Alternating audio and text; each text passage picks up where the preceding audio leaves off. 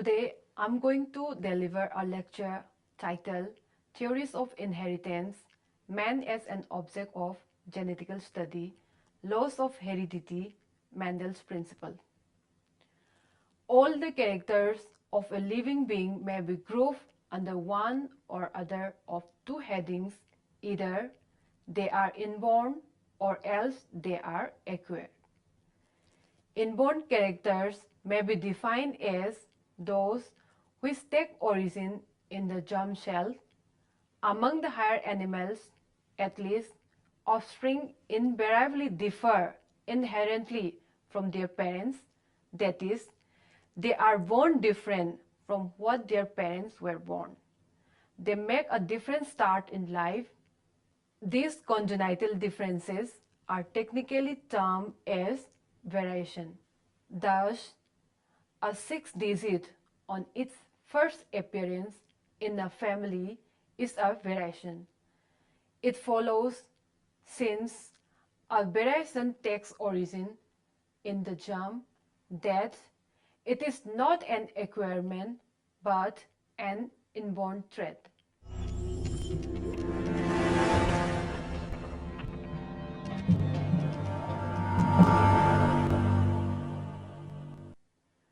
Theories of inheritance. Many theories of inheritance have been proposed, and some data back as far as ancient Greece. First, Aristotle proposed the theory of pangenesis, which held that particles called pangenes from all parts of the body come together to form the egg and sperm.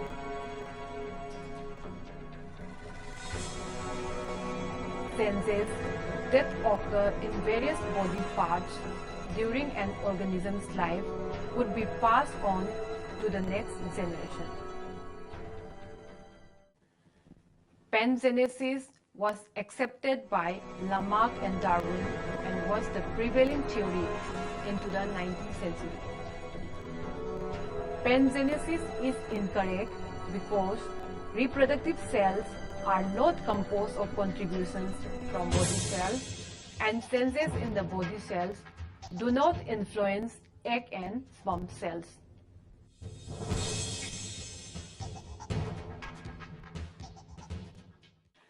Secondly, in the 17th century, Anton van Leeuwenhoek observed the homunculus, a miniature human being, in human sperm cells. He and his followers believed that the mother serves only as an incubator for the homunculus. All characteristics are inherited from the father. During the 17th century, Lechner de Graaf and his followers proposed that the egg contains an entire human in miniature and that semen only stimulates its growth. All characteristics are thus inherited from the mother. Lechner de Graaf was the first person to describe the ovarian follicle in which human egg cells are produced. Fourthly, based upon their observations with ornamental plant breedings, scientists in the 19th century realized that both parents contribute to the characteristics of offspring. The blending theory then became the favored explanation of inheritance. According to this theory, hereditary materials from male and female parents mix to form the offspring, and once blended, the hereditary materials is inseparable. Since the hereditary material is inseparable, the population should reach a uniform appearance after many generations. This theory was inconsistent with the observations that populations do not reach a uniform appearance. Some traits are absent in one generation and present in the next.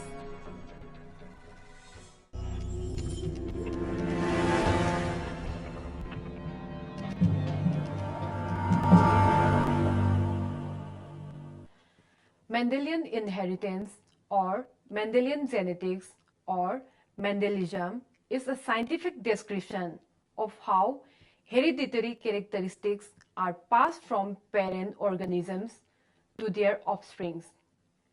It underlies much of genetics. Modern genetics began in the 1860s with the experiments of Gregor Mendel, a 19th century Australian priest who discovered the fundamental principles of inheritance. He is often called the father of genetics. The laws of inheritance were derived by Gregor Mendel conducting hybridization experiments in garden peas. Between 1856 and 1863, he cultivated and tested some 29,000 pea plants.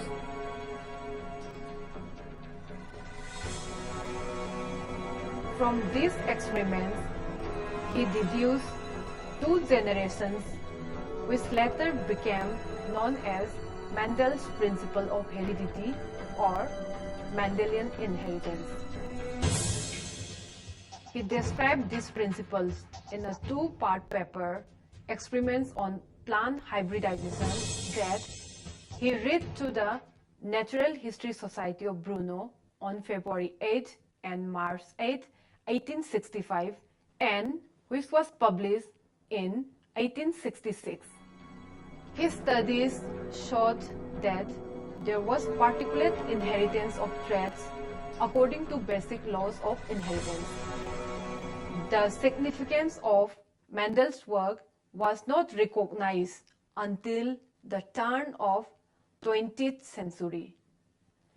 Mendel's conclusions were largely ignored, although they were not completely unknown to biologists of that time. They were not seen as generally applicable even by Mendel himself, who thought they only applied to certain categories of species or traits. A major block to understanding their significance was the importance attached by 19th century biologists to the apparent blending of inherited traits in the overall appearance of progeny, now known to be due to the multi-gene interactions, in contrast to the organ-specific binary characters studied by Mendel. In 1900, however, his work was rediscovered by three European scientists, Hugo de Vries, Carl Correns,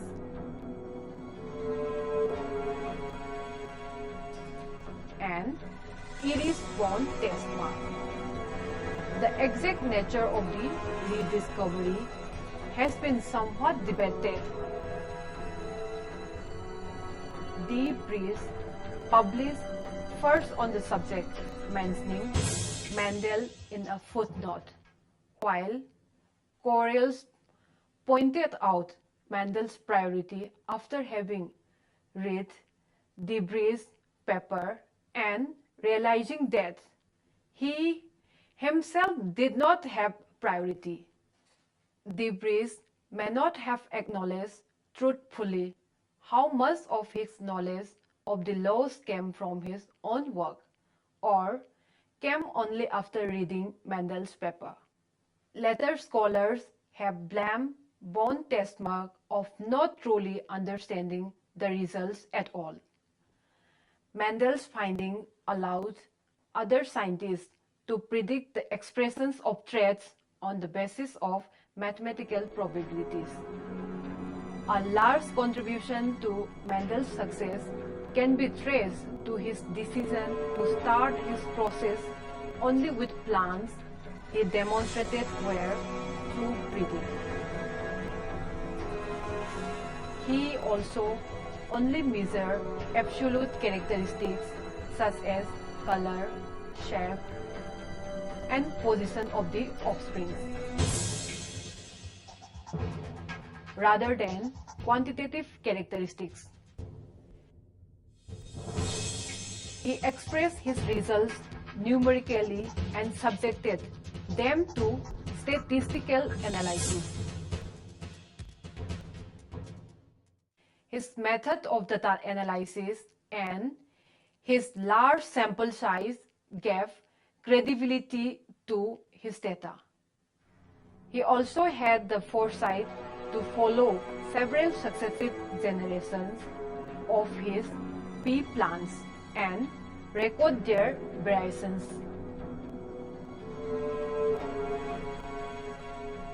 Finally, he performed test crosses, back crossing descendants of the initial hybridization to the initial true breeding lines to reveal the presence and proportion of recessive characters. Without his hard work and careful attention to procedure and detail, Mendel's work could not have had the impact it made on the world of genetics.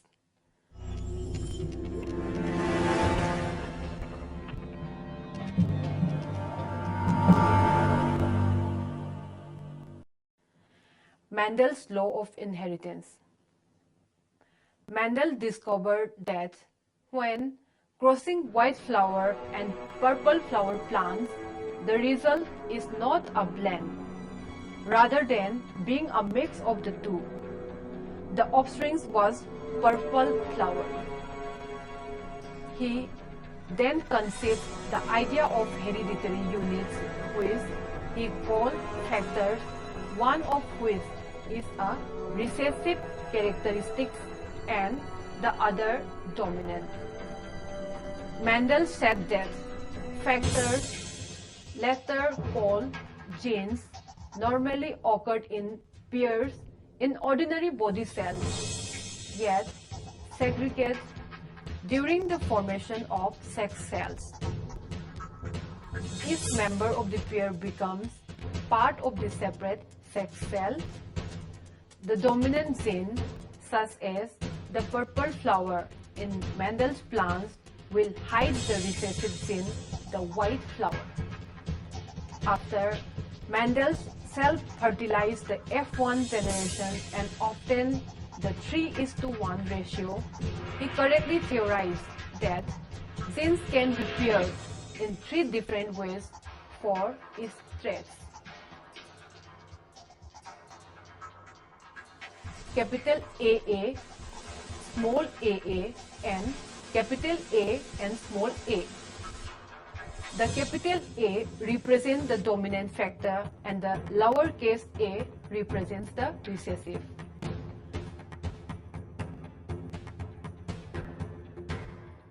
Mendel stated that each individual has 2 factors for each trait, one from each parent. The 2 factors may or may not contain the same information. If the 2 factors are identical, the individual is called homozygous for the trait.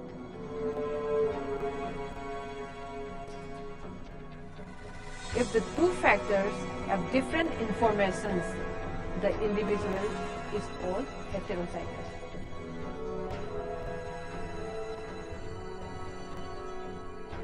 The alternative forms of a factor are called alleles. The genotype of an individual is made up of many alleles it possesses. An individual's physical appearance or phenotype is determined by its alleles as well as by its environment. An individual possesses 2 alleles for each trait.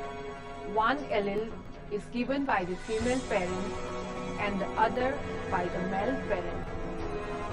They are passed on when an individual matures and produces gametes, egg and sperm.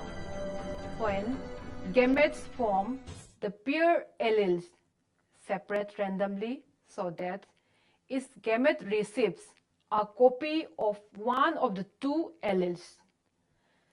The presence of an allele doesn't promise that the trait will express in the individuals that possesses it. In heterozygous individuals, the only allele that is expressed is the dominant. The recessive allele is present, but its expression is hidden. Mendel summarizes his findings in three laws: the law of segregation, the law of independent assortment, and the law of dominance. First law, the law of segregation, states that every individual possesses a pair of alleles for any particular trait, and that each parent passes a randomly selected copy of only one of these to its offspring. The offspring then receives its own pair of alleles for that trait. Whichever of the two alleles in the offspring is dominant determines how the offspring expresses that trait. Example, the color of a person's eyes. Mendel's second law, law of independent assortment. The law of independent assortment, also known as inheritance law, states that separate genes for separate traits are passed independently of one another from parents to offspring. That is, the biological selection of a particular gene in the gene pair for one trait to be passed to the offspring has nothing to do with the selection of the gene for any other trait.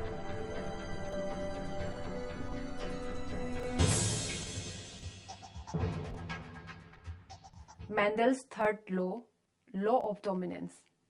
Inheritance of many features, example, eye color, flower color, seed shape, etc., is controlled by one pair of genes. When the two genes are of the same kind, example, brown color of eyes, red color of flower, the condition is termed homozygous.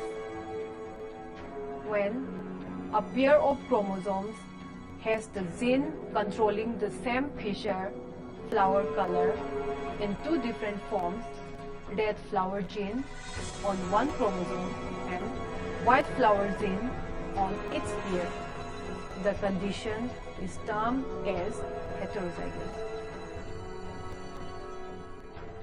Out of a pair of contrasting characters present together, only one is able to express itself while the other remains suppressed.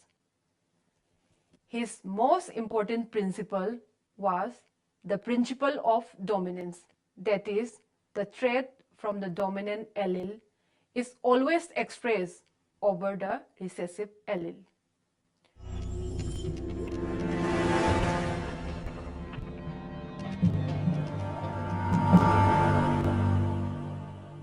It can be said that human genetics is a science that examines the gene as a unit of storage, transmission, and realization of hereditary information for development and function of human beings. Many theories of inheritance were reported before Mendel's law of inheritance. Mendel's findings allowed other scientists to predict the expression of traits on the basis of mathematical probabilities and can be applied on human beings. Further, many scientists work out on genetic mechanisms step by step to molecular level. The basic principles of human genetics are derived originally from the genetic principles of plants and animals as many of these are also valid for men. Thank you.